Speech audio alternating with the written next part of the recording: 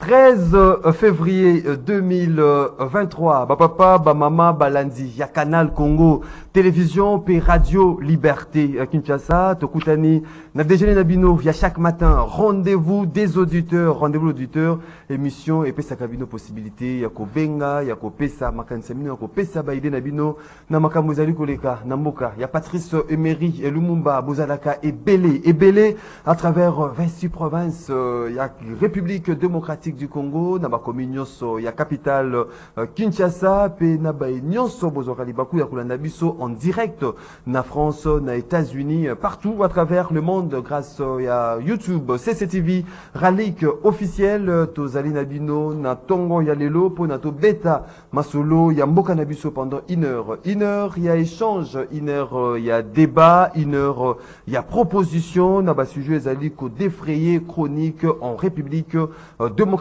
du Congo. Lélo, fidèles téléspectateurs, il y a Canal Congo Télévision, puis auditeurs, il y a Radio Liberté Kinshasa, sujet à l'ordre du jour, il y a débat. Les alliés par rapport il y a cette question où les alliés problème les alliés qu'on s'est posé avec acuité sur volet sécuritaire Yambo Cannabiso, est-ce que vos alliés d'accord ou non il y a force régionale na Mbo Cannabiso, oui ou non pour un départ, il y a force régionale en République démocratique du Congo. Après, vive manifestation et salamaki na Goma, puis marche aux Ezalaki organisée contre cette force régionale na Est Yambo Cannabiso par rapport il y a caractère inoffensif aux populations.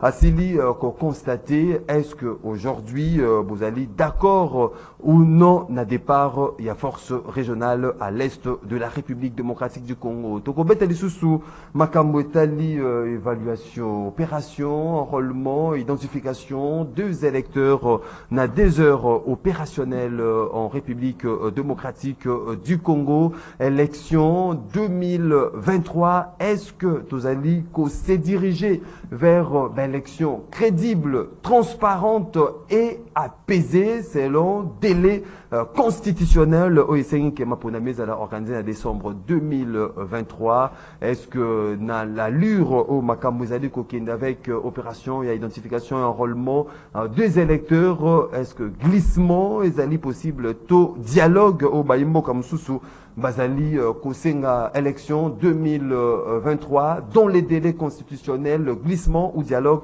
on en parle na lelo na bino au Bolanda Kabiso de partout à travers le monde. On a invité Nabiso na tongo ya lelo tozali na ndeko Bazin Pembe au azali secrétaire national ya AFDCA ya Modeste Bati ndeko Bazin Pembe mbote na yo. Mbote ndeko Maxime, merci beaucoup na ba landignon sur ya rendez-vous des auditeurs. Et Sali Mikolo Belé, tous allez comme on a été. Après, Pepo, c'est quoi vous na Namboka. Maxime, merci beaucoup. Ngana Ibsagé Naza Goigoite, Nasalaka. Je suis appelé à répondre à ma devoir professionnel na Moussa Nangai. Mais je sers ma nation à Tana Moussika. Na servir nation. Azo pesa mbote na ba Congolais nyonso to ba kolanda biso. Nazana 1 minute nangai le moment. Oza 1 minute no ya sujet isolé. Tozali na ndeko Miklot Bosolo cadre MLC Tchangu ndeko Miklot mbote na yo. Mbote ndeko Maxime ebandeli ya poso malamu na yo. Ebandeli ya poso malamu na ko débattre ndeko azalia tozaye okabola naye makanisi ndeko Bazin Pembe. Na pesi bon début à semaine na ba Kongomani nyonso na bandeko na nganyo sotu ya Kinshasa na bosa na gate chaque fois ba maman na nga masina en tout cas poso elamu na bino. Merci beaucoup ndeko Miklot Bosolo ba imboka ya opposition tozala na de Claude na tongo ya lelo ndeko Claude Moliso ndeko Claude Ngoma un moment notre Bakoko Télévision Nakati à plateau, il y a Canal Congo Télévision 082 33 33 749 082 33 à 749 des numéros boko benga bopesa makanisa mino pesa baide na bino na basijo tozali kolobela mokolo ya lelo baimboko boza possibilité ya kokota na standard te bosala ndenge momesano ya kokoma a préoccupation na bino na groupe WhatsApp ya rendez-vous des auditeurs préoccupation na bino et kotanga mape rozala débattu tout au long de cette émission ndenge tradition exigaka 1 minute. Il y a sujet isolé, à chaque invité. Bazin Pembe. Deko Maxime, merci beaucoup pour la maloba. C'est connu. Et pas Batonio sur le lot, même Bao Bafaï na ville à Kinshasa, na Bao Bafaï na intérieur, que Maître Bazin Pembe na la candidat député provincial et puis au niveau national. Na lingina interpellé ba autorité ya ville province ya Kinshasa ndeko Gentini Ngobila na ndeko Jekoko nazali ko féliciter na no bango na opération coup de pointe au Salema. C'est une opération qui a été lancée nazalaki na ville j'étais en dehors ya ville. En tout cas je pris le temps na moins de 3 jours nazala na Kinshasa ya kotambola. Il faut féliciter, il faut restaurer l'autorité de l'État place ba Congolais na niveau ya incivisme na biso to bandaki ko bafoué kotonga place ya kotonga te et l'état essayait à s'imposer parce qu'en to lobaka nul n'est au-dessus de la loi.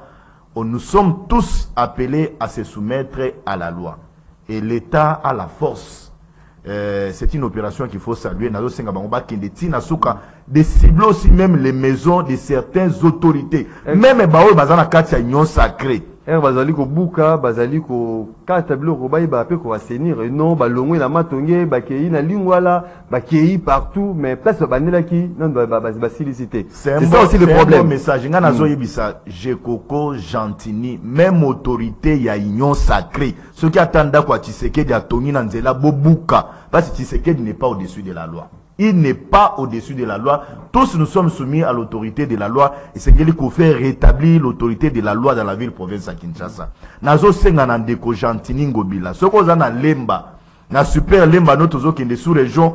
Libulu moko ezali ko se créer liboso ya shop moko na boyo sa la nini société ya ba allo wana publicité libulu ezali ko se créer bandeko bosunga biso avant que koma pire bakunda déjà libulu wana na ba émission o ezali koya na koya kopesa bango ba place o batongi likolo ya ba caniveau soko zui par exemple terminis ozokende ti na école Stablum ba bar o ezali côté wana batongi likolo ya ba caniveau sekeli bakende pe kobuka place wana. Merci beaucoup. Et puis soko zui kolungwa super lembati soko lingo koma na niveau ya sous région ba bar nyonso tu ezali wana batongi na balabala fongele ndeko Jekoko akende buka bango pour faire rétablir l'autorité de la loi na ba contre nyonso wana. Merci beaucoup ndeko Bazin Pembe. J'espère que musalani ça la parce que na matongi ba kotiti na ba veni otongi ga oyibi mo voix publique muke ba sili ko panza. Mais soko lobi na matongi soko ozui à partir à Sonic Afota ozui avenue du stade. Si place bandeko nanga ba soko na ba mitu wana. Non, place wana soko ozui à partir à Sonic Afota olingo kota avenue du stade na avant comme moi na kin. Bandeko pe batongi likolo ya ba caniveau. Babuki yango déjà. Te babuki na otenga na leki lobi wana babuki yango na. Bazin Pembe ndeko Miklot Bosolo. Les journalistes balobaka expression oyo un esprit sain dans un corps sain. En tout cas, avant de ko bazaloba, ezalaki vraiment sujet nanga isolé na yaki na mpona ko féliciter papa Gentini Ngobila parce que il y a des émissions précédentes awa bat bakanisa lo wana za ko s'attaquer na personnellement te. Biso soki makambo malamu za ko salema to lobaka soki pe ya mabe za ko salema to ko loba marqué to za na union sacrée. En tout cas, coup de chapeau, papa Gentini Ngobila. Nango na kosenga na population kinoise. Politique oyo président lancé, nani papa gouverneur a lancé, coup de pointe, to s'approprier na yango. Eza la te ke basali yango simana yango esili to ya kozonga kana babiti diwa na bosoto eza ndenge moko ya malamu te. Bato bazali ko kamba ba église, ba association ya minene, ba association religieuse. En tout cas, bossa la moi sensibilisation Kinshasa elekaki salité. Et puis si ko moi salité vraiment za na Kinshasa. To s'accaparer, to s'approprier na politique wana. Eza la teka ke babuki ba biloko ya salité biso moko na bandako. Papa, comment expliquer na ba veni misusu kokuta mutu atongi immeuble na ye ya mulai. Mais na kati ya immeuble wana aza na pui perdite. Mai nyonso bato basukola ka basani baza ko déverser na balabala. Wana sima benga Gentini, benga Félix Tshisekedi, benga boy au moment biso moko tomi kolisi na bosoto toza kotia bosoto. Mama azoteka pondu to pe aza koteka o bateka bambala azoteka masangu. Asisi koteka masangu azui salite ya masangu a déverser yango na kati ya caniveau. En tout cas bandeko to changer moi bizaleli wana. Parce que tant toza ko bebisa pour na gentilité tozo bebisa pour bato baza pouvoir te. Biso moko nde toza ko mimemela malade. Merci ndeko Miklot Bosolo, ndeko Claude Ngoma, déjà Claude Moko Aye, c'est dit Claude Mosusu, ndeko Claude Ngoma cadre nouvel élan d'offre Mosito mbote na yo. Mbote ndeko nangai Maxime, mbote na ba débatteur ya tongo ali. Vous profitez hein, na une minute à sujet isolé non. Très bien, si j'ai isolé à l'élo, on réunion ces aïkas converger vers la gestion chaotique qui a M. Ngobila et Longo Navis Nae Jekoko. Et en opération de coup de pointe, nous avons dénoncé politique, il y a 2 poids, 2 mesures. Pourquoi Bango, le gouverneur et son vice, Bazo Landobe, petit peuple, grand Golako Simba Bangote. Je me demande pourquoi. Ezali une entreprise qu'on a 10e rue. Entreprise on ezali entreprise y a construction. Je dis bien 10e rue n'autant na kombo nango JMC. Entreprise wana bazali na siège d'exploitation T. 10e rue nyonso comme parking ya bango ya mituka na bango et comme garage na bango ya ba engin lourd na bango. Ba koma ko boka même ba matériaux na bango ya construction wana. Kende kotala zelo tondi wana tala baton na KS ya liwa. O wana to benga ngo opération coup de poing. Ni nezo pekisa Jekoko na Ngobila ba kende kuna. Entreprise wana za nani? Poza limité. D'abord vous avez parking wana, il y a parking à l'état ou parking à privé. Et ça na petit boulevard. Et ça espace vide, servitude, il y a bisonyos public. Mais entreprise wana akangi yango. Mi tukane nyon, soba ben nyon, soba tracteur nyon, c'est ça na siwa. Et pourquoi cette politique? Et de 2, à l'objet d'une opération coup de poing pour qu'ils chassent les gars salité. Liboso hôtel de ville. Propriété Zawana. Liboso hôtel de ville, propriété Zate saleté Zali. Donc il faut, toi y'a pas qu'au Sansabilo. Kobuka, na bateau batongi mabe na ba servitude publique, et c'est le comme sous. Propriété où ils ont lié la politique et assainissement, mais c'est le comme sous. Liboso gouvernement provincial, toi Liboso hôtel de ville. Non, Liboso est gouvernement provincial. Pour un hôtel de ville, moi, assainissement, ils ont la place. Voilà. Donc, Esengeli na Ngobila et Longo na Jekoko ba kesanisa bilo komi bale.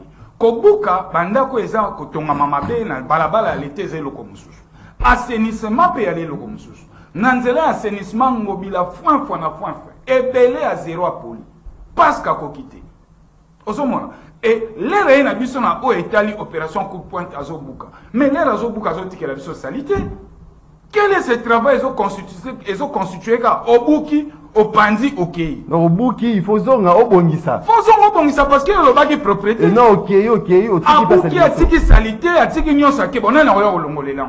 Quand on a un Obuki, on a un tsunami, Obongisa. Voilà la médiocrité dont nous dénonçons. Merci beaucoup, Ndeko Claude Ngoma 082 33 33 749 des numéros Nabino Boko Benga Bopesa ma akanis Nabino na makambozali koleka na mboka na biso au Congo. C'est parti na débat ya tongo ya lelo Ndeko Bazin Pembe au Fongoli Nzela oui ou non na présence ya force régionale na est ya mboka na biso aussi la Kolanda ba manifestation population organisée qui justement pour dénoncer caractère inoffensif il y a cette force régionale mais également complicité na rebelle où bazali censé il y a ko traquer aussi la Kolanda pe appel il y a Uhuru Kenyatta ou azali l'un des médiateurs facilitateurs il y a EAC ou azali ko senga lisusu na ba pays membres il y a EAC batika ko ba lancer to ba déployer en toute urgence homme na bango pour n'avoir équipé tout est pour n'avoir restaurer épée na mboka na biso. Est-ce que vous allez na avis batikala pour na bako créer bako restaurer to stabilité koko na est ou bien aux allez d'avis avec cette population vous allez comme on a été présence na bango et allez une importance qui est mboka biso. Maxime, merci beaucoup na question. Avant d'aborder question on a retika na temps d'antenne ngai na lingina dénoncer, j'ai eu une information que ministre ya finance ya ville province ya Kinshasa, ministre ya Ndeko Gentini Ngobila, il semblerait que azali na 92 parcelles na ville à Kinshasa, 92 parcelles na ville à Kinshasa. Bazo benga isoki Jean Simongo ici, je me trompe pas comme on a. Et moi nanaye balobi chaque semaine il a $5,000 azo ça la folie na ba boîte de nuit nyon surtout na ville à Kinshasa. Et puis selon l'information reçue, c'est un enfant mineur. Azo doit $5,000 à la fin du mois, azo que nous ça la folie na ba boîte. Na ko senga na Ngobila amekope kota la ministre na Iwana. Oya transport ya ville à Kinshasa, so ina lina emprunté expression de ngoma foin. Il a échoué dans la ville province à Kinshasa na oya tali transport. Et nazo yoka na information na lobby, il semblerait que ministre ya finance na ye azana 92 parcelles na ville province à Kinshasa. Donc Aligny a remplacé Ndeko Muzito. Pour mener une investigation, pour mener une investigation. Aligny a remplacé Ndeko Muzito après Muzito Jangoy. Merci beaucoup. Après Muzito Jangoy. Donc la recherche. Na ko senga pe ils ont ça la pe na passe la moteur mutu 92 parcelles. On est à quartier mobimba yemoko. Donc sengeli bandeko batala biloko wana malamu. Na question na yo Ndeko Maxime. Oyebi je l'ai toujours dit que oyo tozali ko traverser na Esamboka na biso lelo, ce n'est pas la volonté ya régime ya Félix Antoine Tshilombo Tshisekedi. C'est une histoire héritée par Mouzé Laurent Désiré Kabila, par Kabila le fils, et lelo nous nous en payons les pots cassés. Mouzé Tangazo yana pouvoir naye, il a fait recours. Congolais singela comprendre l'histoire. Aux Ougandais, Rwandais, bas Somaliens, il semblerait ce qui est au de loin. Il a fait appel na Bangolais pour na baya bapouye à Bengana Mobutu pe à son âme qui a laissé les œuvres dans ces pays. Kabila le fils aye a emprunté même Nzela ya Tata Naye. Il est allé au-delà de prendre certains généraux, même chef d'état-major le placer à la tête. Il y a service sécuritaire, il y a République démocratique du Congo. Il y a Ngonde Biso Toya Kofuta Lelo. Les Congolais doivent se rappeler encore que Kabila pour sécuriser le pouvoir naye, il a fait recours na M23 brassé Bango, a signé na Bango accord il y a le 23 mars. Ceux qui n'ont pas sanité date à Congolais ils sont plus intelligents que Bisso. Donc Maxime, c'est cette histoire que nous avons héritée. Si c'est qu'il est arrivé au pouvoir, il a dit il faut changer la donne. Nous ne pouvons pas avoir des problèmes avec nos voisins de la sous-région. Bango. Mais infiltration wana Rwanda Kendaki Nango ti au-delà. Les Rwandais avec ces sanguinaires de Kagame à faire voir dans le monde entier que na ko nourrir bino na ba cobalt na cuivre na zinc o ezali na Congo. Il a fait un partenariat na ba Émirats Arabes Unis na ba batumusus ba yeko tonga ba usine lelo na Rwanda avec matière première ya mboka na biso. Pour na kokata singawana il faut du temps. Parce que ba firme wana bazali ko pesa Rwanda mbongo ebele. Et puis bazali ko profiter na ba Rwandais. Bazali ko bomepa na biso ba yibi biso minéraux na biso pour les servir bango. Tu sais qu'il est arrivé au pouvoir, on l'a tenté de le voir aujourd'hui se battre jour et nuit azali ko lala te, azali ko tambola. Pour ne tenir qui maison en amboka na. Qui maison à travers force régionale ou bien force régionale. Force régionale et d'abord na lingina saluer ici, bravo, il y a peuple, il y a est. Bah oyo à chaque fois bazali ko constater que non il y a un problème, ils sont dans la rue pour na ko contester, pour na ko liebisa ba membre ya gouvernement, chef de l'état ko lalate batoyo bazali ko collaborer na banguna, ça c'est une bonne chose. Et le chef de l'état est déterminé, on a vu une petite vidéo qui circulait. L'autre temps, on a solo là, na chef Oyazali qui dirige tout puis EAC. Mais qu'est-ce que les Congolais peuvent retenir? Et que les lots, nous avons reçu la levée embargo, c'est une bonne chose. nous avions une loi de programmation militaire. Moi, j'ai toujours compté na armée nabiso au bazali kosala lelo musala sur terrain. Mais rien ne nous empêche parce que nous sommes un pays, nous avons signé des traités. Na ba pays mususu et nous sommes dans la sous-région, on peut faire recours. Na ba batu mususu bayako quoi appuyer biso na insécurité auto dans lelo na esamboka na biso. Mais avec l'EAC ou EAC zalate. Bazali mais Maxime tout ba ko nyonso ezaka na évaluation.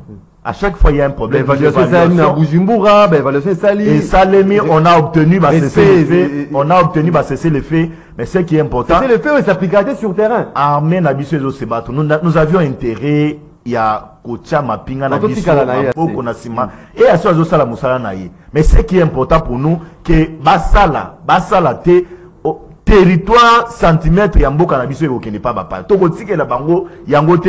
Ce que Kabila le fils, le père, Kabila le fils a fait pour na assez éterniser na pouvoir, après sa légitimité na pouvoir naye. Nous, ba nationalistes, ba patriotes, nous n'allons pas céder à ta centimètre en Canabiso. Ndoko Bazin, avant de qu'il te pèse Ndoko Claude Ngoma. Aïe retard, il faut payer les retard. Avant de pèse Claude Ngoma, yo évaluation, il y a EAC. Et ça positive, qui est bâti là, ou bien des alliés négatives, bah kende. À quoi répondre, c'est aussi au tourner plusieurs fois. Au bandit dérangement. Donc, par exemple, tout le monde dit rapidement. Ndeko Maxime. Oyebi et assez. Au tourner plusieurs fois pour répondre. Direct. Non, Ndeko Maxime. L'évaluation, celui qui doit évaluer, Bazo, Sala Moussala qui est au côté, il faut les faire partir. Merci beaucoup. Ndeko Claude Ngoma, oui ou non, la force régionale, Nambo Canabiso. Mon cher ami Maxime, l'isolo ya EAC Namboka na biso tobeti yango tosali ba recommandation kiniki. Mais le problème c'est les gouvernements en place. Azo boya koyoka mbela ya ba concitoyens na biso. Azo boya koyoka mbela ya biso ba politique na ngambo ya résistance pe opposition. Donc, tous en face, il y a un régime topé gouvernement où ils s'en foutent complètement. Na tout ce que le peuple a recommandé, et c'est que la classe politique de l'opposition formule comme recommandation. Et ça, c'est grave pour notre nation. C'est grave pour notre nation. Parce que, aux gérer, pour la volonté où ils allaient, il y a des concitoyens, où ils ont mandat, na mission.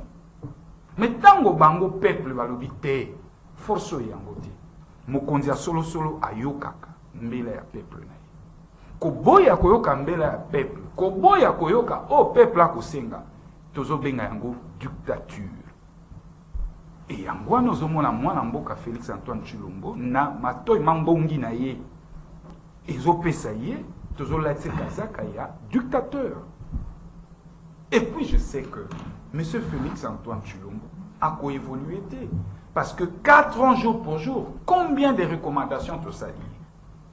Peuple a lobby nini oyaz lobité. Mais le président n'est pas dans ça. Le président est ailleurs. Non, vous allez vous la mboka on de bazin lobby pour na yo, vous allez vous la mboka, vous allez travailler pour na mboka, vous allez vous mouiller mayote, vous allez na ailleurs. Pour na yo. Ko travailler pour na mboka, ils allez ko la volonté à peuple nayi. Yango nde babenga ko travailler. Peuple asengi nini? Peuple naomba nini? Mais maintenant, les peuples azosenga. Imaginez-vous pour la question où il y a EAC. Nous avons perdu combien de Congolais? N'a pas marche à l'est. Mais sous même le bazan n'a pas civière, bazouaki qui massas va balle réel na makolo. Et pourquoi tu restes sur nos populations au bazali na mandu qui te bali ne l'autre côté? Tout simplement parce que par le biais ma belé na biso. Toboyi batou. Mais nous c'est ça la volonté à peuple na yo. Et c'est comme ça, par conclusion, moi j'ai toujours dit que M. Félix Antoine Tshilombo n'a pas le cœur à l'ouvrage. Non, pas question de l'EAC. Pour la bino la nouvelle élan. Pour la bino la nouvelle élan, pour la peuple nyonson. Tolingi yangote. Et encore, le gouvernement n'a pas accord nyonson. Nairobi 1, Nairobi 2, Luanda 1, Luanda 2. Feuille de route et Kamati et Bimi. Si les lots fait des routes, il y a Luanda, et ça l'a jamais appliqué. Est-ce que le gouvernement Azali n'a tant matériel pour que Bavanda va évaluer? Même que les lots au Senga, tout évaluer le processus. Voilà, tout ça, ça va leçon. Gouvernement, Bavanda va évaluer le processus et accord sur Nairobi, Rwanda. Beaucoup de monde que na 100% n'a beaucoup évalué, beaucoup de taux d'exécution à 0,82%. Et que le gouvernement a une responsabilité comme Misamboka na carte ya communauté wana EAC de 1 et de 2 que ça force wana ezala wate. Mais appel il y a le président ancien président ya Kenya Uhuru Kenyatta ba o don batini ba tuna bango te batinda. Non, eza o bazo ya ko envahir pays. L'objectif, il y a force, il y a EAC Zalini. Tantôt ici, en RDC, Kinshasa nous dit Bakokota par Bunagana pour Baya Kobunda. Et Oyoki deuxième communiqué, et bimi na ngambu ya Uhuru Kenyatta. Alors bien, amino que force wana Baye Kobunda te. Bon, Baye Kosalani. Déjà, ce que tu force wana ndengezali. Taille à force wana même yemoko le gouvernement na yemoko patron du gouvernement Félix Antoine Tshilombo a yebité. Oh. Ba yebi yangote financement o ezali budget ya force wana. Eza connu te. Ba évaluer yango période je vous dis période o force wana ko vana na mboka na biso. Eza définité. O nazolo banazo kosaté nazala plateau na bino. Pourquoi? Parce que yemoko Félix Antoine Tshilombo, président de la République. Publié. Non, j'arrive. Yemoko président de la République. Na poto, na canal, na France 24. Batuna et Yango, non? Batuna 3 questions liées na taille à force armée. Azan et Bélémenté. Batuna diré. Azan et Bélémenté. Baeko tuna et budget. Et le président répondra comme ça que d'ailleurs, Yango Toye a apporté le cabas financement. Merci beaucoup, Neko Claude. Et moi, je dénonce cette façon de faire. Claude Bossolo, déjà, dès le départ, question est Neko divisé Baimboka. Baimboka Msouba s'oppose à qui? Msouba qui favorable, Baya, Babunda au côté, il y a FRDC. Mais est-ce que le lot, Baroui Kopé, ça raison des bateaux, s'oppose à qui n'a venu, il y a force régionale Namboka Nabiso?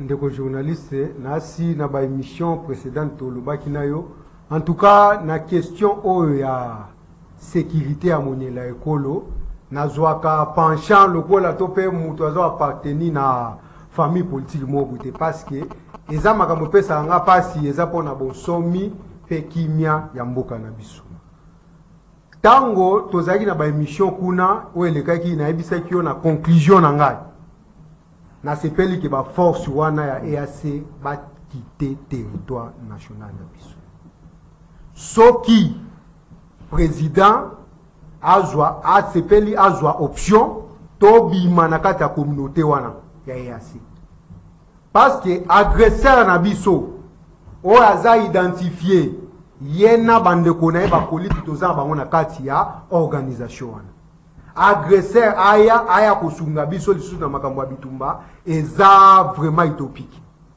tokozwa résultat nazo loba ngo lokola congolais naza koloba te pona ko appartenir na nini mo et puis ngana ndena leka ba émission na ngana flataka mokonzi ya mboka te soki eloko eza ya ezo sepelisa ba congolais te parce que tozaka na ba congolais place surtout ndenge balobaka président zwaki pona kopesa kimia na monyele ekolo azwaki ba option ebele. Et à ceux qui parmi les palliatifs. Mais abandaki vraiment contenu na réforme armée. Naza kozonga chaque fois. Ça c'est la meilleure solution. Parce que la puissance de l'État, ce parle de la puissance d'un État, la densité ya État wana, la population ya État wana. Dans la densité, dans la population autozanango. C'est pas à comparer avec les pays autozanango constitué sous région wana. Comment en termes ya batu tozana batu ebele biso to kende ko senga bango baya kosunga biso musalo batu bakoki kosala ndeko Claude Mulisho ndeko Claude Mususu wa papa Muzito bandeko eza patriotisme na yebisaka bino chaque jour bobenga bandeko na bino basanrole na armée ndeko na ngai naza koyebisa bino to kende bandeko basanrole na armée to simba mindoki to défendre mboka na biso. Mais les force union surtout il y a na monde pour intervenir pendant ba pays union surtout monde na ba insuffisance donc solution est à rater solution est à rater pas ba na ba agenda caché mais est-ce que volonté na chef ya gouvernement hein ezali pour na ko se retirer kolongwa na EAC ou bien bazali na penser mususu parce que na Bujumbura kuna to mona ki ata moi expression mon côté ya ko se retirer na EAC. Papa, ouais, c'est préparé na cuisine interne na politique, balakisa ngo mukolonyo sauté. Mukolo papa président, alba za ko déboulonner bande ko Claude Molicho. Batu baye bakate. Ah Félix ya kokoka et puis a déboulonner ka bango batu baye bakate. Nandegi a déboulonner il se prépare quelque chose ya mal. A déboulonner 23. Ndeko Claude Molicho, boza de match na 23 tikanga na loba. Loba, boza na parole, Loba. C'est là kokota côté wana te ko glisser côté wana te. Ko glisser côté wana capable. Ko glisser côté wana te parce que président Félix aza un peu tolérant. Soit aza tolérant à certaines choses, boy ko bouger à te bino batoya. A majorité voilà. Ko ebisa yo makambo ya solo ndeko nanga. Parce que histoire eza ko retenir biso de Claude Molicho. Tous les groupes rebelles na mboka oyo. Sauf qui va signer l'accord na gouvernement. Au finish va on a reçu qui ça va balé à Kabila. Si qu'à côté on a pour bouger même pas. Ce qui veut dire c'est ben théâtre on a organisé. Avec un 23 ça théâtre à ticket biso. Si quand ils ont fait ça n'a pas d'autre solution pour la aujourd'hui et à solution à ta mon côté. Solution vraiment solution Denis Mukwege aza congolais solution ezanini. Président de la République après ça qu'il a au moins dans Moutou il y a un problème qui se pose. Après ça la position moko ya munene ou eza solution moko globalisante après asimba ba palliatif. Parce que le problème est complexe, il faut avoir une solution na ba niveau nyoso. Merci beaucoup Ndeko Claude Bosolo, Ndeko Claude Molicho. Mbote non premièrement. Mbote Ndeko Maxime, merci de l'invitation na yo. Vraiment comme légèrement dans le retard parce que attends va penser que malobate mais Oligaro s'illustrer. Baye ba ozali. Nazali. Claude Molicho azali azako pema na ngolo ya Nzambe.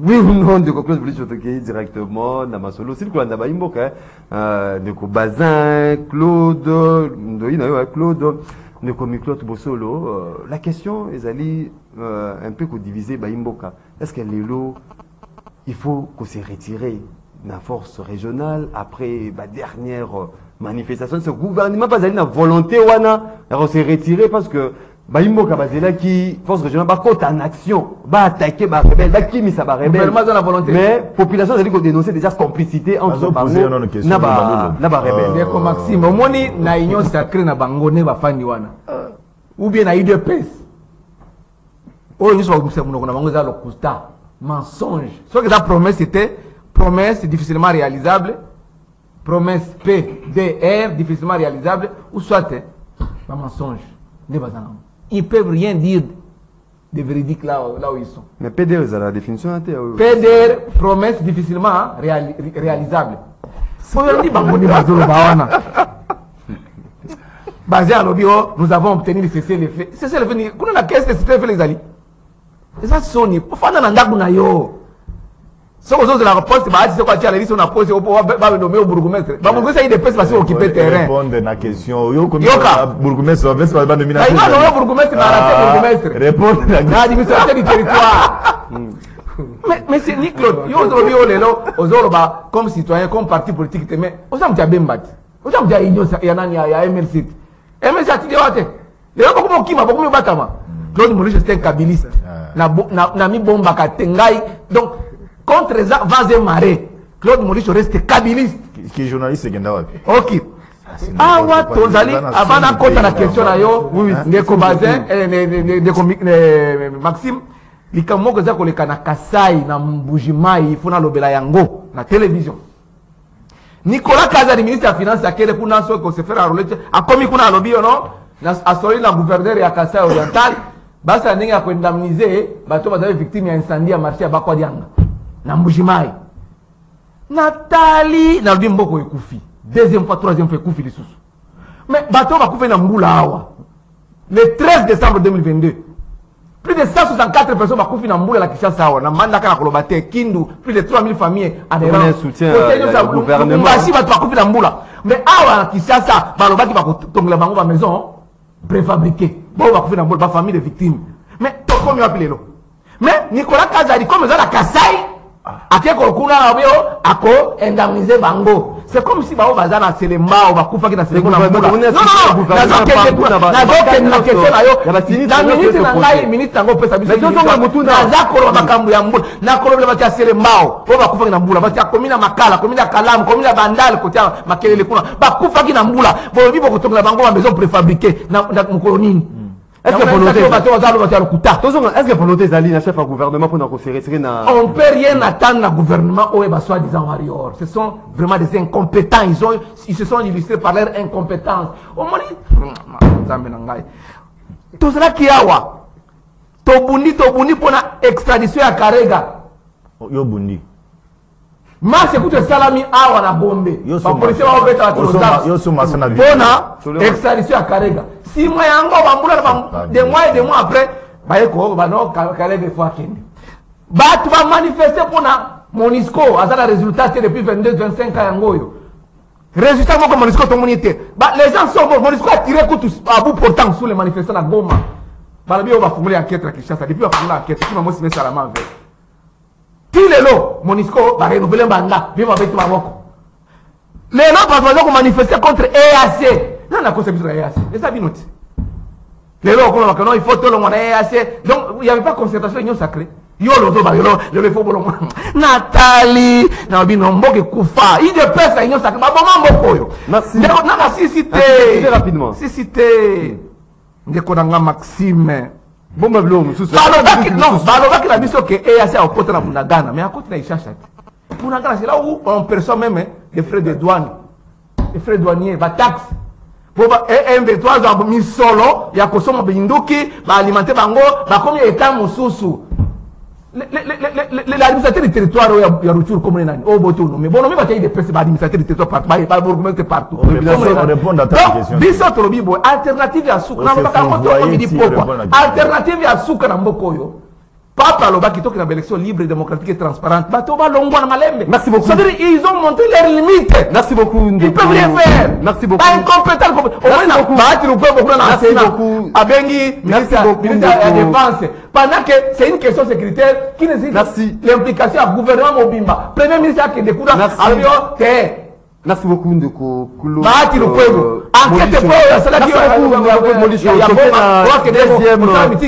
Deuxième phase, deuxième sujet à débat, il y a Mokolo Alelo. Toko Banda, deuxième sujet, na Bandeko Claude. Les deux Claude, Tobanda Claude Ngoma, opération et enrôlement. La situation des électeurs lancée dans 2 heures opérationnelles, aussi bien qu'on a une évaluation au Salamaki, na Seni, après ça qui nombre est enrôlé, déjà près de 13 millions d'enrôlés dans 2 heures opérationnelles. Est-ce que aujourd'hui, vous allez se diriger lentement mais sûrement vers élections crédibles et transparentes en décembre 2023 où il faut respecter des règles constitutionnelles? Ponayo na makamunenge zali ko se dérouler. Est-ce que vous allez tendre un glissement tout alternative, toute solution à makamunyo se pour na crédibilité à l'élection, il faut dialogue. Très bien mon cher, avant tout comme on a une question et dialogue, moi quand il s'agit de la question relative aux élections et surtout la CENI, quand je vois le patron de la CENI, M. Denis Kadima, représente un grand danger à mes yeux pour notre nation. Na modèle là comme ma processus électoral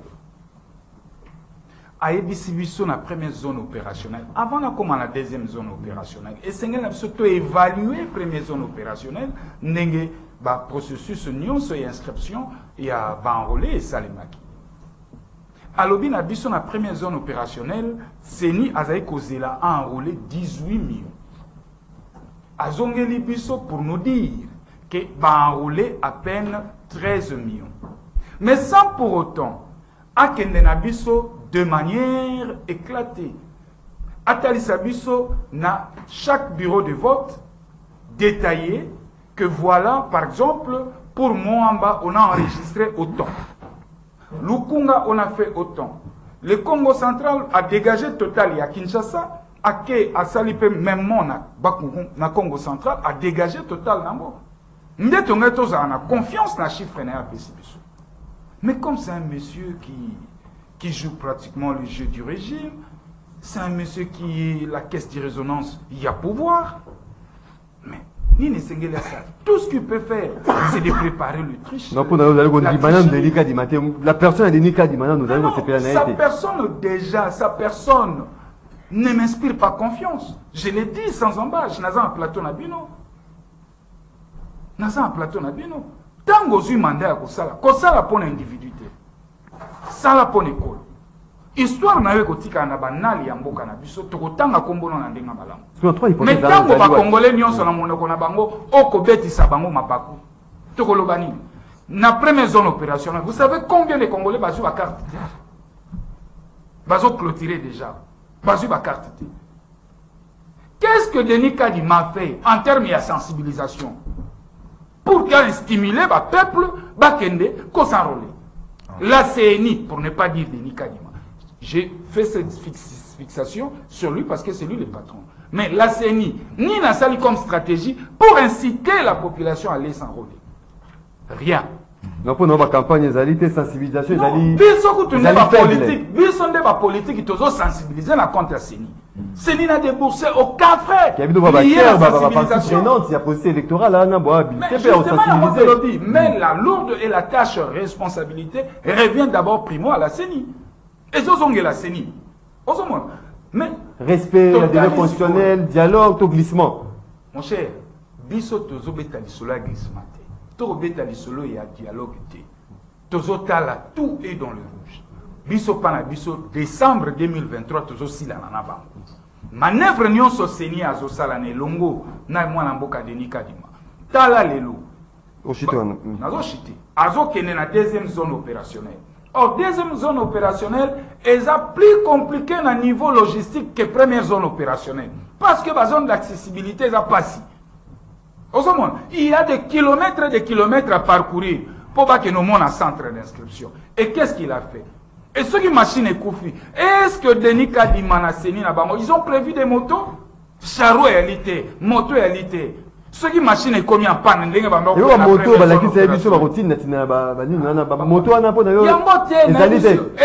parce que ceux les élites, merci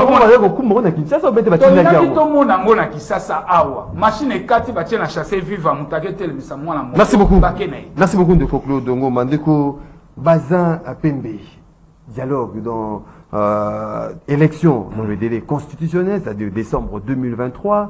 Glissement au dialogue na la lumière, il y a Makambouni qui se déroulé avec opération enrôlement électeur. Maxime, merci pour la question. Na lingina répondu na kotika na tanda antenne ngai na yebisa ndeko Molisho que sengele sala bino passe. Lorsque nous avons la télévision se réclamer aux ali kabiliste. Kabila na matanga papa nae. Azoko koya ata na mesité. Koya ko honorer papa nae. Croyez-vous que il faut mi bengi koza kabiliste. Mais est-ce que ça n'a pas lobby? Claude Molisho, est-ce que dans la télévision paye? Dans la cousouté. J'ai fait la télévision. Invitation, il n'y a pas à la télévision, dans la cousouté. Merci beaucoup. Il y a le bien qui a MLC, mais les lois pour la compte MLC. J'ai toujours été kabiliste, je le reste. Merci. Je suis kabiliste. L'idéologie de Mzee Kabila colonisée par Joseph Kabila Kabanga. Msaada kutoka juu. Les raïs. Il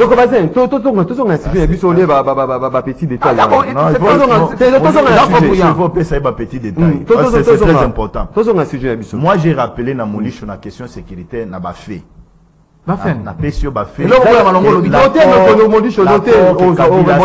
Avec les M23 pour légitimer le pouvoir naïe. Je ne m'as pas raconté sur ces moyens.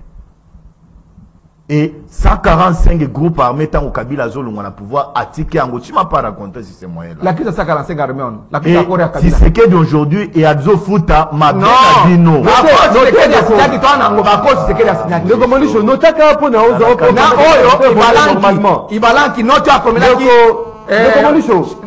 Auditeur général et FRDC pour poursuite judiciaire et 23 s'il vous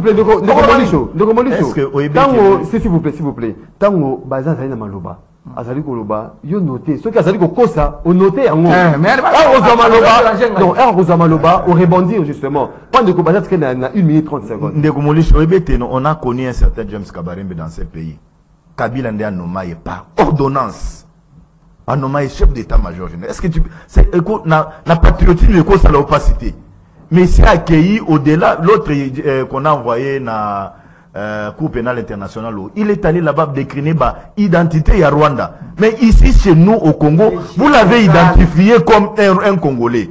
Mais ça, c'est vous. Et nommé général. Ils sont nombreux dans l'armée Nabiswawa. Les Rwandais sont là dans cette armée. Même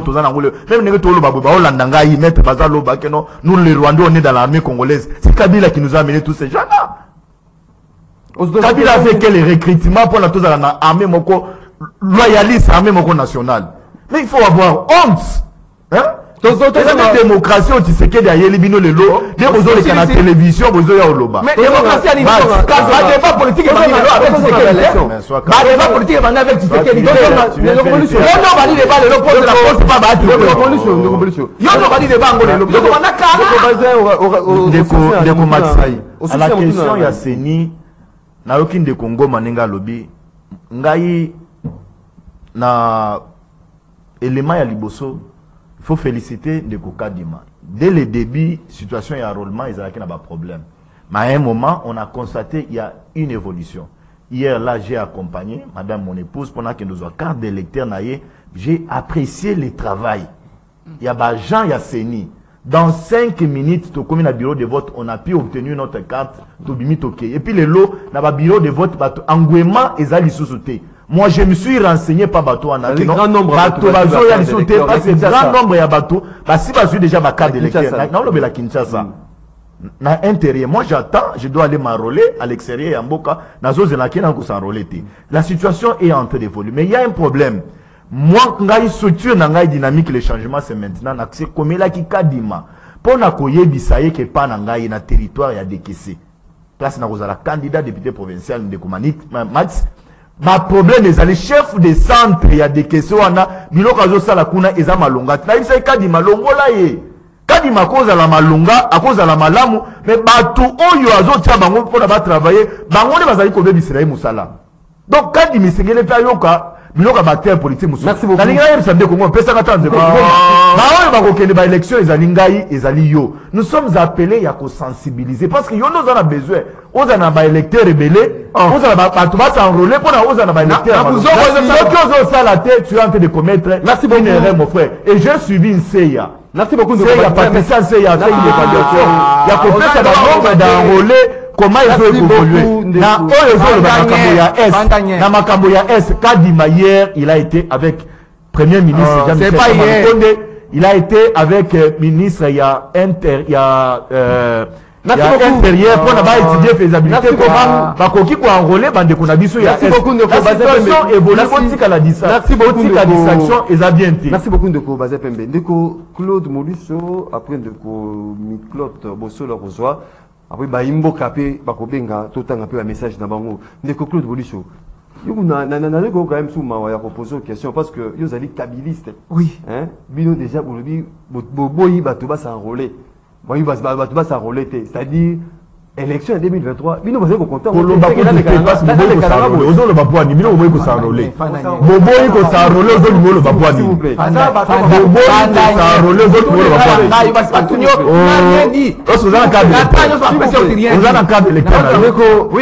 oui papa malobeza nanga mono à un moment on va te considérer comme toi za congolais na dialogue Keno s'enrôler Chadari rapidement dialogue ya nini bato il faut bakende kaka démocratiquement bakende parce qu'ils ont montré leurs limites depuis 85e année électorale. À la bâti Yewana lancé déjà enrôlement. Na Simana Yewana lancé déjà enrôlement. Au Moni Kelelo, on a rejoint les camps de Joseph Kabila Kabang. Nani. D'abord à Senko, na SSC, basala qui structure beaucoup pour essayer d'évaluer. Ils ont trouvé que non, c'est difficile, comme on a 18 millions d'électeurs. Structure Nini. Et ça dit ce combat structure. Structure Nini. Nani, Kinke Moulumba, c'est mon professeur, il m'a donné cours en deuxième graduat.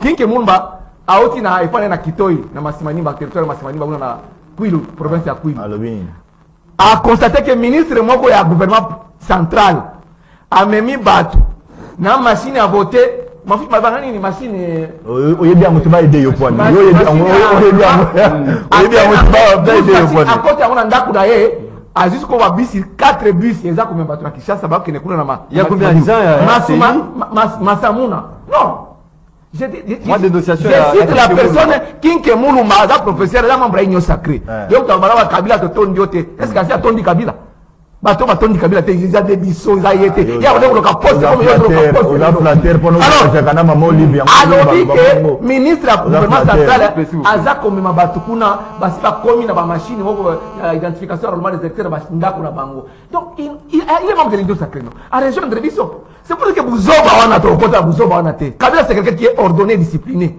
soko iba Kabila te ça Buzoba na bino wana élection dans les délais yoka élection organisée dans les délais 2020 décembre toi qui es maponani na lobby mais bino to kuta au regard à tout ce qui se passe là quoi que nous on a enregistré ici je pense que une élection de la crédible transparente yo so sarolé ya ma papa après yo so zika de l'électeur ba comme la salle ba bien mandat et sili un message à peu près. Merci beaucoup. Non, je n'ai pas encore. C'était rapidement. Les accords que vous avez suspendus. Parce que quand on suspend quelque chose, on peut les relancer. D'accord. Vous avez suspendu les accords ici. Avec les accords réunis. Il y a Kabila qui a accord bien. Accord économique. Et c'est Kabila qui a on va suspendre Ango. Lobby, na Rwanda va relancer Ango. Bango na Rwanda. Vous devez partir. On va partir aux droit de cadre de vous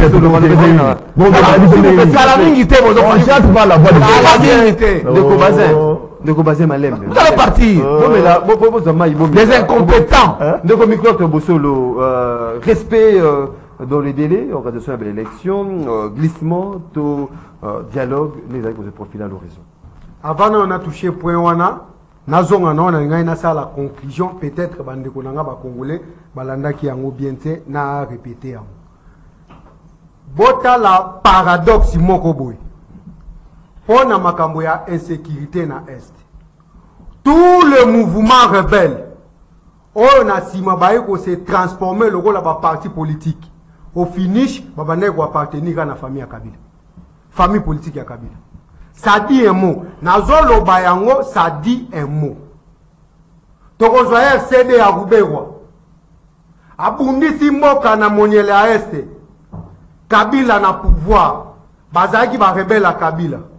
Tango ba signé ka ba koma moto sili okomona ya CD na Rubewa si wa mkongo. Mais ça dit un mot. Akoye bisayo, akoye bisayo et lokomoko boy. Même les M23 ont dérangé biso. Avant M23 rebondit.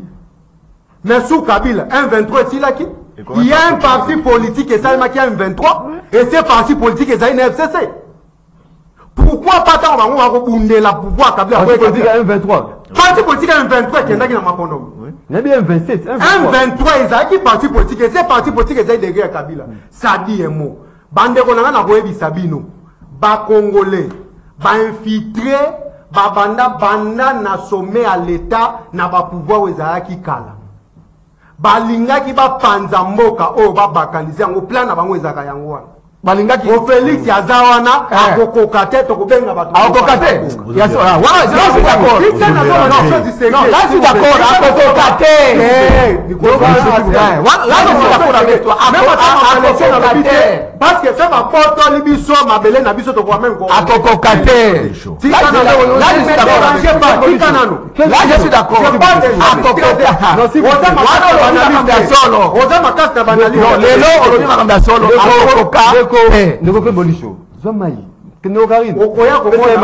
Papa Félix a pour se rendre compte habité pour ne pas balkaniser ce pays, n'a réformé une armée qui a été détruite pendant plus de 18 ans. À ça, il loi programmation. Non, armée de 18 ans. Kabila Mati a la 8e nation. S'il vous plaît. Si Kabila Mati c'est armée la 8e nation, elle doit détruire l'armée de 18 ans. Lokuta, Kakana Lokuta. On a qui mis à Monier, qui mis à Est. Tous se mobiliser. Donc, on a tout ça qu'on s'enrôler, le sentiment qu'on s'enrôler pour l'élection. Tout enrôler, bande qu'on a biso, baza, acte, bakende na armée.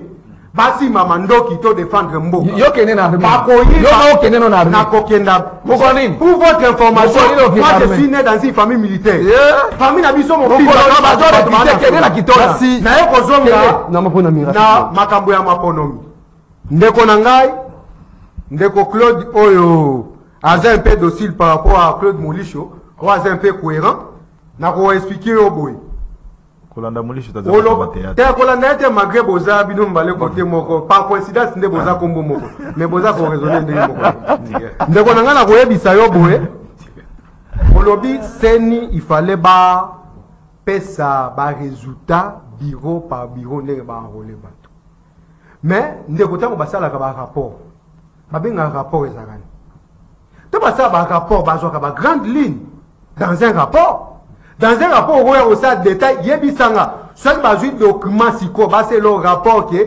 na quartier Petro Congo sans fil nini boye baseli yo rapport wana on aura un document ya munene ndenge nini et ces rapports so ningo ezala beaucoup plus détaillé kena basekrétariat exécutif ya province okoyeba ke na bureau tel basalaki wasaibu néanmoins basali musala kitoko et puis nazo féliciter population ya Kinshasa parce que à quelques jours ba clôturer déjà enrôlement to comme na 75% il y a nombre ya banco. Merci beaucoup. Dans la personne donnée. Merci. Mais il y a des données ici. Et où tu vas?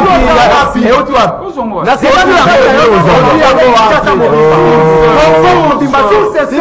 Merci beaucoup.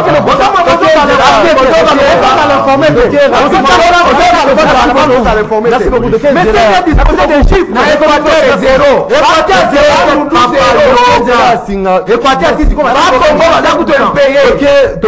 Toqué rapidement, Zela. Équateur, 52%. 52% d'Équateur. Bon respecter la population sur vous. L'union sacrée, c'est la malédiction pour ce pays. Et comme moment la population, bon respecter Bazali Kolanda Biso. Merci beaucoup. Totanga ba message à Yabaimboka. Je m'appelle Mandeke Kinzombi. Merci Maxime pour notre Mandeko Claude Ngoma, bateau école de formation. Ndeko, c'est Kassolène et la commune Yansele. Il faut être aveugle pour ne pas voir que les projets de balkanisation évoluent bien avec l'EAC. Le Gomatracien ont organisé des marches contre ça. La gratuité de l'enseignement primaire est un échec cuisant. Je suis enseignant. Je prie aux débatteurs de ne plus en parler à la télévision. Gratuité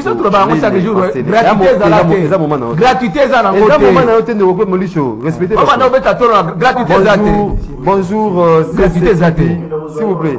Bonjour CCTV Bisso Bajan et hôtel de ville différents ministères et à service à l'État tous a chassé n'apport de Kinkole et pas à major la garde républicaine moyen tout ça la Moussala Lelo lundi et zate cause à lobby a commis nouveau tenancier du port suite à réunion à Tassala qui samedi passé. Bonjour rendez-vous auditeur Yebisa Batoyi DPS qui est ici président pour Narofinga cardinal Ambongo Ndeko Pichu Mokolo depuis Mongafula. Bonjour vraiment ils a pas si na bande de ça fait toujours le Kuta la télévision. Toujours le Kuta. Salut Maxime, vraiment c'est très regrettable d'avoir aujourd'hui basé en train de critiquer Kabila, or Kabila qui critique aujourd'hui avait fait débat 13 fois ministre Ndeko Yves depuis quelque part.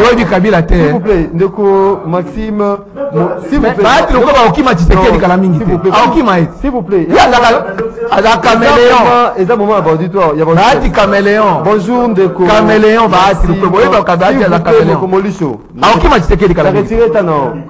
bonjour Ndeko Maxime Molisho Azoloba Mboka Ekoufi. Mais président Félix Tango Alobaki Yango Ayoka Kite que d'ailleurs Mboka Ekoufa Kala Bangonde Babomi.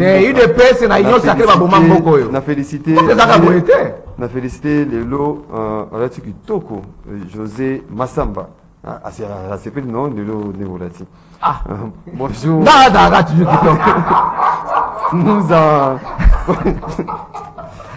Bonjour,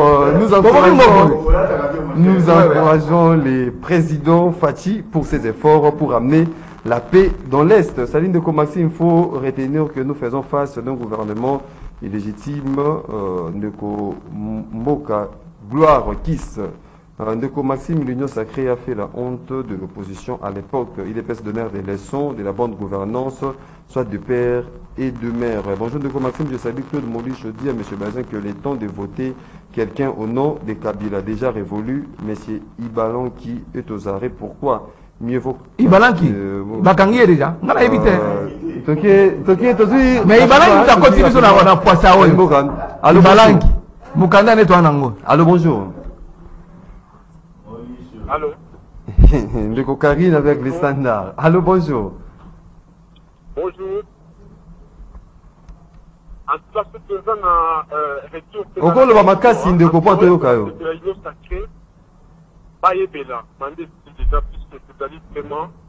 Merci beaucoup Toki ande mususu bo bengi biso bo bo ko o seton na bino po to kabino parfaitement bien. Allô, bonjour. Oui, au bengi biso apiko moi dans la question. Bonjour, amis les politologues à Nikondo. Question à M. Bazin. M. Bazin, quand il dit que Félix a tambourine pour la recherche, mais pourtant, ils ont inscrit la cadre de diplomatie agissante. C'est faux. Ils ont inscrit la cadre de tourisme agissant. Deuxièmement, l'invité qui dit que c'est comme maintenant la dictature à Félix face à Rambo AEC. Non, ce n'est pas la dictature. Là, c'est une complicité maintenant. Troisièmement, merci beaucoup de Amédée, des politologues depuis Mikondo, tout de suite dernier intervenant rapidement. Allô, bonjour.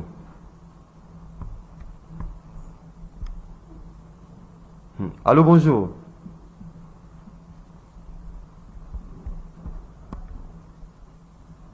Merci beaucoup. J'espère que tu rejoins Imbo Canyon sur la deuxième partie.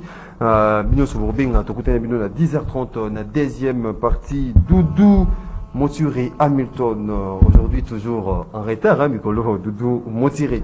Hamilton, to Komina Souka, il y a une mission de Bisso, on reçoit 30 secondes, hein, à chacun la lumière, il y a la préoccupation de Tanguy, il y a Imboka, na appel na bango, Ndeko Miklo Bosolo. 30 secondes, rapidement.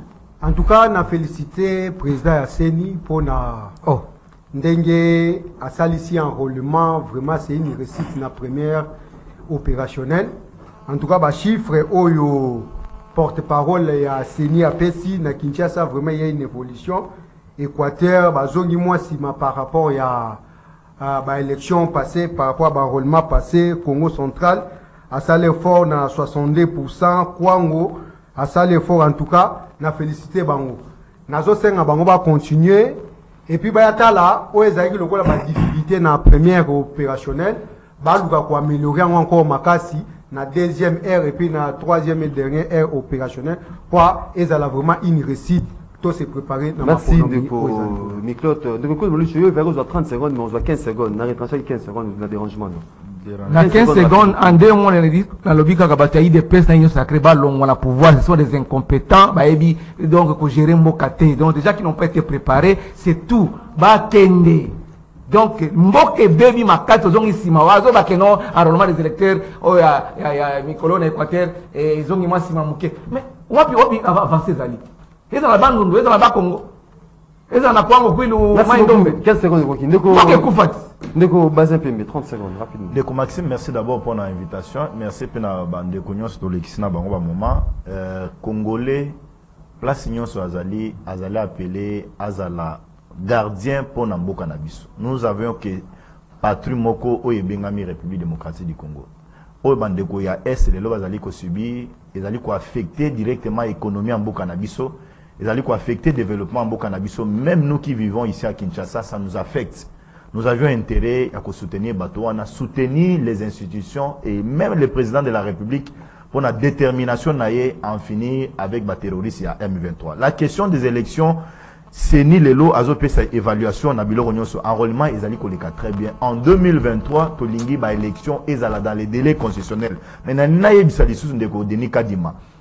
Sengeli azala très regardant dans Makambo et le territoire, il y a des caissés. Nazo Belela, Kadima, chef de centre, chef d'antenne, il y a territoire à décaisser. Prenez les précautions. Bolongolaye, azobe dis image na so ba service à Kadima. Azoyo kangai bozwango so. Piro ya Kadima voyez mon responsable. Ça on a été kaka décaisser. Ndeko le baye pas Ngoma. Pana yo. La conclusion nanga na ko rencontrer ndeko nangai na ebi sur sa cité, sur ce fiable et Yasseni, ezali au site internet Yasseni au lelo isa ajouté. Ce qui c'est ni ezali sérieux. Namusa na bango ba kosala tout ce que yazo biso ba donner au nyonso ya lokuta mais ils sont yoza na wifi tengoma yeza problème ya ba yangwana na tiba congolais nyonso témoin soit smartphone na yo beta 3W Seni ezosala ajouté et alors pour nasilisa na ngai na loba boye ndeko na ngai omoni makambo etali mboka na biso lelo Congo ezolekisa crise moko sans précédent sécuritaire. Parce que lelo nous avons en face de nous un gouvernement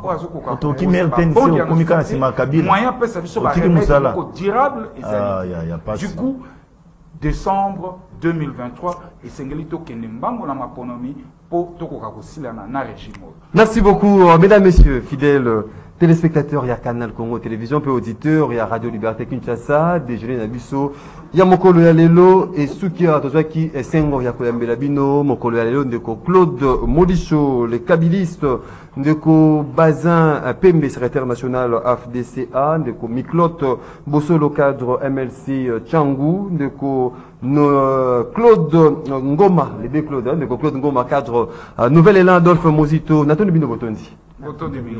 Kozalaki est belé de partout à travers le monde. Yakolanda déjeuner Nabino, la seule émission Nzambe à Fongolaka TV, P à 8 ans, Yakotala, rendez-vous des auditeurs, Oezaki réalisé par Moro Nzambe, Bruno Zinga, Azalaki, une régie d'antenne télévision, Rodrigue, régie d'antenne radio, Karine et bébé Sima, ya caméra, na Ndeko petite Mokiofia, Bazalaki na Simaya Caméra, Tokute Nabino, dès demain pour un autre numéro, il y a émission Nabino, rendez-vous des auditeurs. Demain, ils allaient déjà les 14 février, au Balobara, ils allaient date yaba amouré. Donc, Bélela maman, papa, Bélela. Vraiment, Tokute Nabino, Doudou Motiri était à la production, Tokute Nabino, à lobby. Pour un autre numéro, il y a émission Nabino, rendez-vous militaire, les 14 février. Maman, Maman,